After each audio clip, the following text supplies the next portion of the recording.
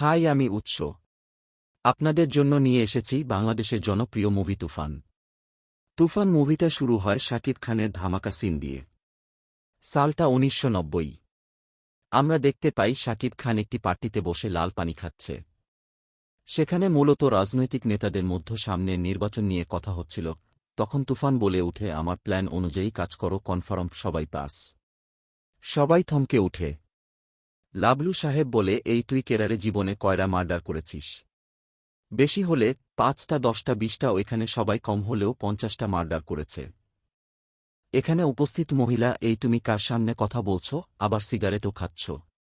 এই তরা কে আছস, এর কলারটা ধর। আর এখানকার গার্ড এসে ধমক দেয়, বেরিয়ে যেতে বলে। তুফান লক্ষ্মী ছেলের মতো সেখান থেকে উঠে বেরিয়ে যায়। তখনও সবাই তাকে গালি দিচ্ছিল। তুফান বাইরে যায়, গাড়ির টিকিটা খুলে এবং তার সবচেয়ে পাওয়ারফুল গানটা নিয়ে ভিতরে যায়। আর মুহূর্তের মধ্যেই সবকিছু ধ্বংস করে দেয় তুফান। এখন শুধু তুফানের রাজত্ব। স্ক্রিন শিফট হয়। খুব সুন্দর সকাল। সাকিব ঘুম থেকে উঠে। একটু আগে আমরা যে ভয়ানক সাকিবকে দেখেছিলাম, এই দৃশ্যে কোনো মিল নাই। তাহলে সে কি স্বপ্ন দেখছিল? মূলত এখনে একটি টুইস্ট রাখা হয়েছে। যাই হোক, ঘুম থেকে উঠে সাকিব গান করে, আমার এখন পকেট ফাঁকা। অর্থাৎ বেকার ছেলে, তার একমাত্র সাথী জুলি। জুলি একজন কস্টিউম ডিজাইনার। শান্তর অনেক ইচ্ছে সে নায়ক হবে। মুভিতে সাকিবের নাম রাখা হয়েছে শান্ত। একদিন জুলি ও শান্ত দূরে দাঁড়িয়ে ছবির শুটিং দেখছিল। এলাকার কিছু লোকজন আসে, তারপর শুটিং শুরু হয়। হঠাৎ ভুল বুঝাবুঝির কারণে তাদের মধ্যে মারামারি লেগে যায়। তখন জুলি দৌড়ে আসে ঝামেলা মিটমাট করার জন্য। তখন লোকগুলো জুলিকে নিয়ে টানাটানি শুরু করে। শান্ত এসে উড়াধুরা মাই শুরু করে। এখনে দারুণ ফাইটিং সিন দেখা যায়। শান্তর এমন ফাইট দেখে ছবির পরিচালকে পছন্দ হয়। বাসায় এসে জুলি শান্তর ফাইটের প্রশংসা করে। জুলি আরও বলে, শান্তকে গুন্ডাগুলো এত ভয় পাচ্ছিল কেন? হঠাৎ বাইরে থেকে চিৎকার আসে। তারা দুইজন দেরে গিয়ে দেখ একজন মহিলা প্রসব বেদনায় চিৎকার করছে। শান্ত মহিলাকে নিয়ে হাসপাতালে যায়। ডাক্তার বলে, ইমার্জেন্সি ও নেগেটিভ রক্ত লাগবে। কিন্তু হাসপাতালে ও নেগেটিভ রক্ত নাই। আপনাদের মনে হতে পারে সিনেমার এই অংশটি ৯০ দশকের। কিন্তু না, শান্তে এখানে দারুণ একটা কাজ করে। মহল্লার মসজিদে গিয়ে ঘোষণা করে, শিপন চাচার স্ত্রী হাসপাতালে, তার ও নেগেটিভ রক্ত লাগবে। আপনাদের কারও ও নেগেটিভ রক্ত থাকলে দয়া করে মসজিদের সামনে আসেন। মহল্লার কানেক লোক রক্ত দেওয়ার জন্য আসে। এদের মধ্যে একজনকে নিয়ে হাসপাতালে যায়। এরকমভাবেই শান্তর দিন যায়। এদিকে সিনেমায়ও চান্স পেয়ে যায়। শান্ত অনেক খুশি। শুটিং শেষ করে বাড়িতে এসে সবাইকে গল্প বলতো সারাদিন সে কি করেছে। শুটিং আর কয়েকদিন চলে। পরিচালক শান্তকে উৎসাহ দেয়, তার নায়িকা হবে সূচনা। একদিন শান্ত সূচনার সাথে জুলিকে পরিচয় করিয়ে দেয়। শুটিং শেষ হয়। শান্তর ছবি মুক্তি পায়। জুলিসহ মহল্লার সবাই সিনেমা হলে সিনেমা দেখতে যায়। সবাই অনেক খুশি। কিন্তু জুলি আর শান্ত অবাক। যখন শান্তর উপস্থিতি দরকার তখন শান্ত নেই, অথবা স্ক্রিনের বাইরে রাখা হয়েছে। শান্তর অনেক ইচ্ছে ছিল অভিনয় করবে, কিন্তু অভিনয় করেও সে বাদ পড়ল। এটা সে মানতে পারে না। জুলিকে বাসা থেকে বের করে দিয়ে একা থাকতে চায়। হতাশার কারণে তার জীবন বিসর্জন দেওয়ার জন্য আসে। তখন সেই সময় কিছু লোক তাকে ধরে নিয়ে যায়।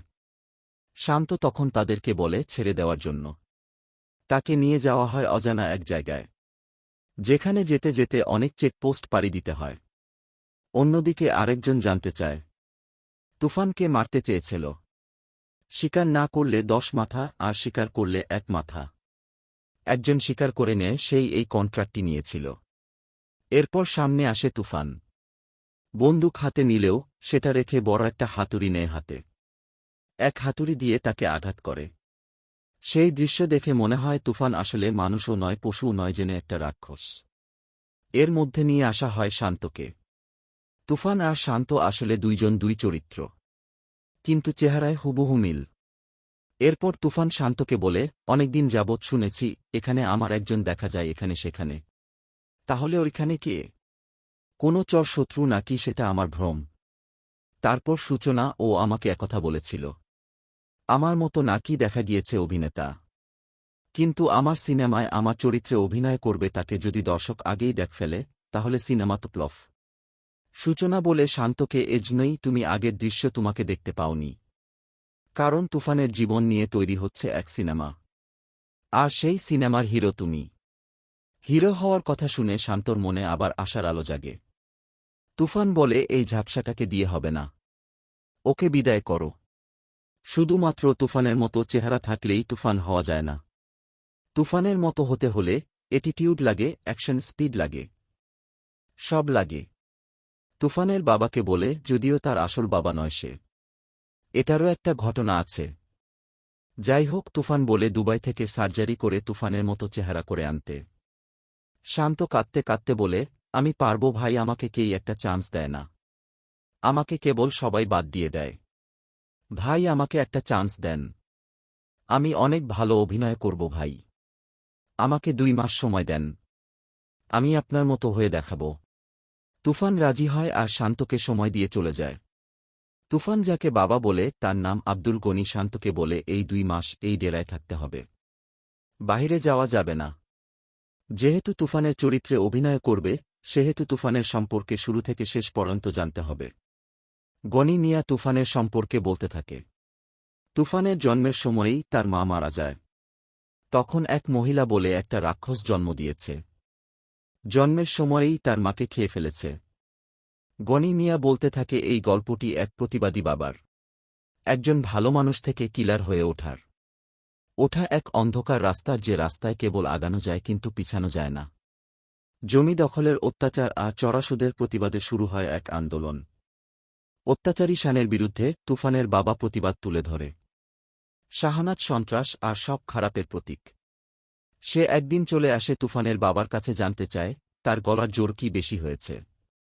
তুফানের বাবাও বলে, গলা থাকলে তো বেশি জোর আসবেই। শাহনাজ তুফানের বাবাকে ধরে নিয়ে যায়। তুফানসহ সবার সামনেই তার বাবার গলা কেটে ফেলে। কেউ এগিয়ে আসতে চায় না। তুফান তার বাবাকে ধরে কাঁদতে থাকে। শেহনাজ যখন উঠে দাঁড়াচ্ছিল তখন তুফান পিছন থেকে দৌড়ে গিয়ে দা দিয়ে তার মাথা কেটে ফেলে। এক রাক্ষসকে মারতে গিয়ে জন্ম হয় আরেক রাক্ষসের। আর তখন থেকেই মানুষ তুফানকে ঘৃণা করে। মানুষ এক বিচিত্র প্রাণী, কোনো পাত্রে খায় আর কোনো পাত্রে থুথু দেয় নিজেও জানে না। তুফান যেদিন শাহনাজকে মারে সেদিন তার বয়স মাত্র 15 বছর। তুফানকে পুলিশ ধরে নিয়ে যাচ্ছিল, তখন তুফানকে বাঁচানোর রাস্তা একটাই। শহরের কারে ক্লাব, যার দখলে নেতা থেকে পুলিশ সবকিছু চালানোর কাণ্ডারি মিশা সওদাগর ওরপে বশির পুলিশের পথ আটকায়। বশিরকে পুলিশ বলে, তুফানকে সরাসরি 100 মানুষের সামনে হাতে নাতে ধরে। বশির বলে যে চলে যাওয়ার চলেই গিয়েছে। বাপমরা ছেলেটাকে জেলে দিয়ে লাভ কি? 15 বছরের ছেলে শাহনাজের মতো মানুষকে মেরেছে, তাহলে 25 বছর বয়সে কি করব? ভেবেছেন একবার? সে কোনো সাধারণ ছেলে নয়। এই ছেলে একদিন ডিস্ট্রিক্ট লেভেলে খেলব। এরপর দৃশ্য আসে তুফানের বর্তমানে। তুফান বলে, বশির ভাই জানত না আমি একদিন ন্যাশন লেভেলে খেলব। ধীরে ধীরে তুফান হয়ে ওঠে অপ্রতিরোধ্য। রাজনীতি, আন্ডারওয়ার্ল্ড সবখানেই গড়ে ওঠে তুফানের প্রভাব। আর তাকে থামানোর জন্য নিয়োগ দেওয়া হয় সিআইডি অফিসার আকরামকে, যে চরিত্রটা রসিক ধরনের। এই দিকে শান্ত নিজেকে তুফানের মতো করে তুলেছে। সে তুফানের সামনে বসে পা নাড়াচ্ছিল। তুফান বলে, শুধু শুট পড়লেই তুফান হওয়া যায়? পুরাই ঝাপসা, যা তুই পারবি না। শান্ত বলে, আমি পারব ভাই, আমাকে একটা সুযোগ দেন। তুফান বলে, করিডোরে কিছু ব্যবসায়ী বসে আছে, যা ডিলটা খাড়া করে আয়। এদিকে শান্ত খুশি হয়ে তুফানের মতো হাঁটা শুরু করে। করিডোরে চলে যায়। ব্যবসা করতে হলে 70%। শান্তর এক কথাতেই ডিল পাক্কা হয়। এদিকে সূচনা তুফানকে শুতে ডাকছিল। তুফান তাকে যেতে বলে। শান্ত আসে। 70%-এ এ ডিল পাক্কা। তুফান খুশি হয়, শান্তকে বলে, চল আকেটা গেম খেলি। তুই আজ আমার বেডরুমে থাকবি।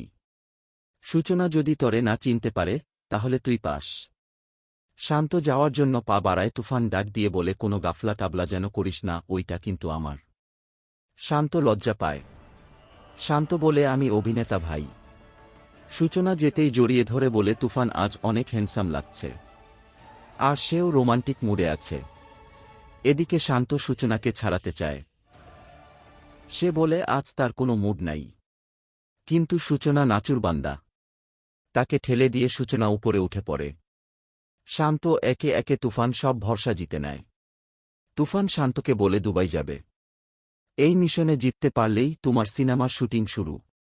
আর এই দিক শান্ত সামাল দিবে। তুফান সূচনাকে বলে খুব তাড়াতাড়ি ফিরে আসবে।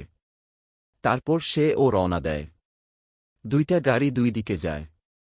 কে তুফান আর কে শান্ত বুঝাই যায় না। এদিকে সূচনা কাউকে ফোন দিয়ে বলে এই গাড়ি সত্যিই তুফান আছে। তুফান গাড়ি চলছিল, এইদিকে সিআইডি আকরাম। সে দূরে থেকেই তুফান গাড়ি শ্যুট করে। তুফানের গাড়ি উল্টে যায়, কোনো মতে আহত অবস্থায় বেরিয়ে আসে। তুফান বলে, স্যার আমি তুফান না। সিআইডি আকরাম তার কোনো কথাই শুনে না, একের পর এক গুলি করতে থাকে তার বুকে। তুফান লুটিয়ে পড়ে মাটিতে। শেষ হয় তুফানের অধ্যায়। আপনি ভাববেন মুভি এখানেই শেষ। কিন্তু না। শেষে আসে এক বড় ধরনের চমক। আকরাম হাসপাতালে এসে একের পর এক রোগীকে গুলি করতে থাকে। সেখানে অসুস্থ একজন, সে আকরামের দিকে হাত বাড়িয়ে দেয়। সে আর কেউ নয়, একটা বাঘ নিয়ে বসে আছে তুফান। এই অসাধারণ টুইস্টে এর মধ্যে রাখা হয় আমাদেরকে। তুফান 2 এর জন্য। শো কেমন লাগলো ভিউয়ার্স? আমি শুধু ধারণা দেওয়ার চেষ্টা করেছি মাত্র, পুরো ঘটনা বর্ণনা করি নাই। নতুন ভিডিও পাওয়ার জন্য চ্যানেলটি সাবস্ক্রাইব ও লাইক দিয়ে পাশে থাকবেন।